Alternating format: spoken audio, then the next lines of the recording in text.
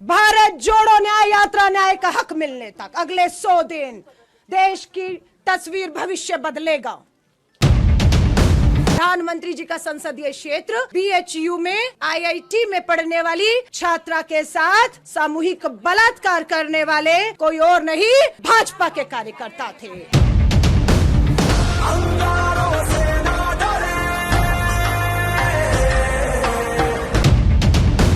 संदेश साफ है, लड़ाई कठिन है। ये लड़ाई आग का दरिया पार करके हमें निकलना है। ये 2024 का चुनाव हमें उन सभी बहनों के लिए जीतना है जो लगातार पिछले 10 सालों से अन्याय का सामना कर रही हैं। दिल्ली की दहलीज पर न्याय मांगती रही, अन्याय का सामना करती रही, न्याय मिला या नहीं मिला? लड़ाई कब तक रहेगी?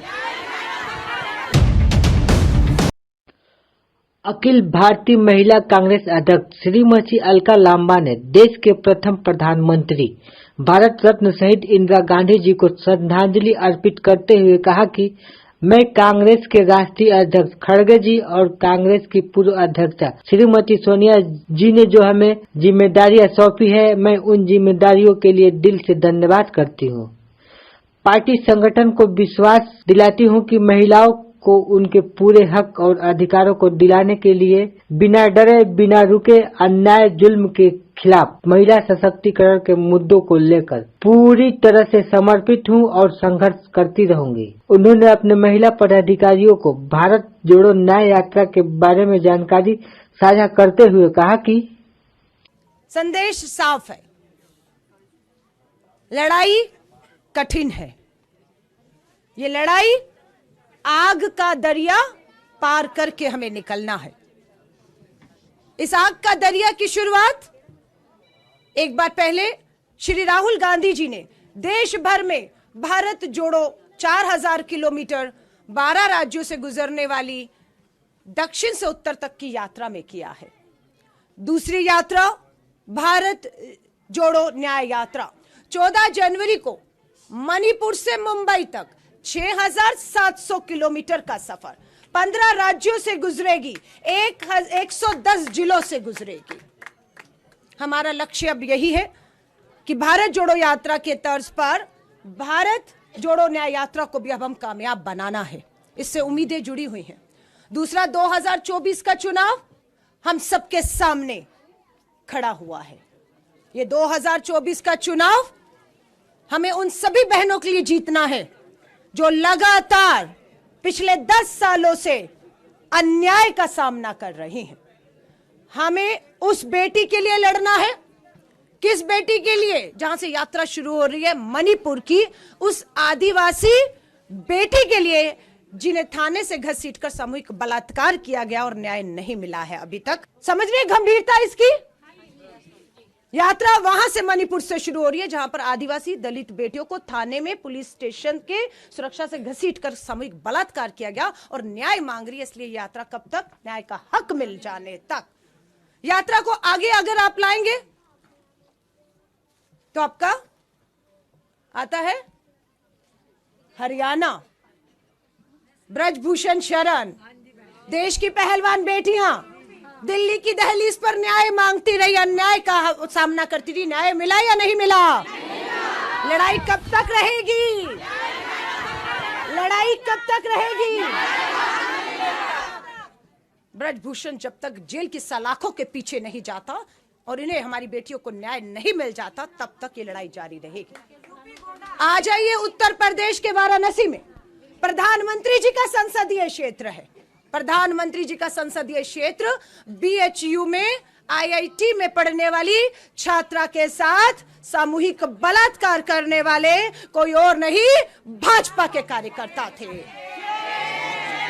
2 महीने तक गिरफ्तारी नहीं हुई उन बलात्कारियों की।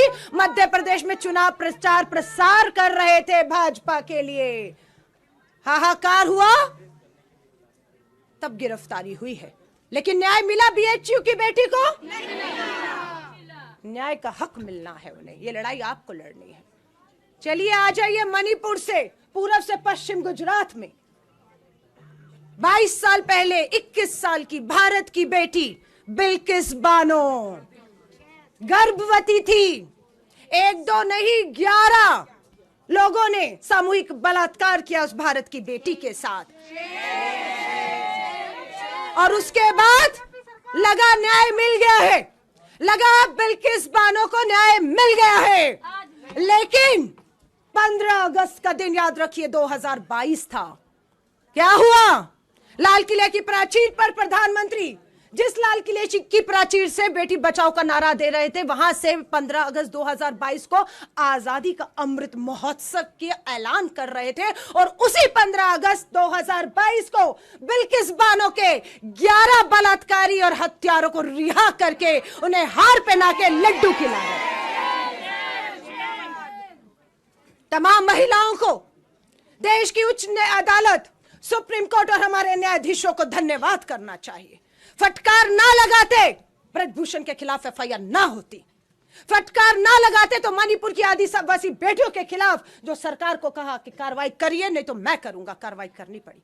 बिल्किस बानो के 11 बलात्कारियों को भाजपा रिहा करती है, विश्व हिंदू परिषद के दफ्तर में बुलाकर विधायक और नेताओं के मंच सुशोभित करते हैं और चुनावों में गुजरात में वोट मांगते हैं। आज सुप्रीम कोर्ट ने आदेश किया कि 2 हफ्ते के बीच में वापस जेल में न डालो, और ये हम तय करेंगे कि 2 हफ्ते के बीच में वो जेल जाएं।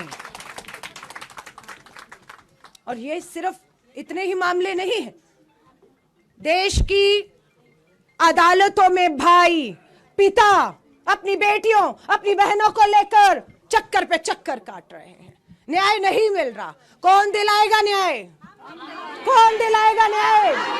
कौन दिलाएगा न्याय? बता दीजिए। अगले 100 दिन भारत जोड़ो न्याय यात्रा, न्याय का हक मिलने तक अगले 100 दिन देश की तस्वीर, भविष्य बदलेगा, और हम अगले 100 दिन घर में नहीं बैठेंगी, सर पे कफन बांध के निकलने वाली हैं।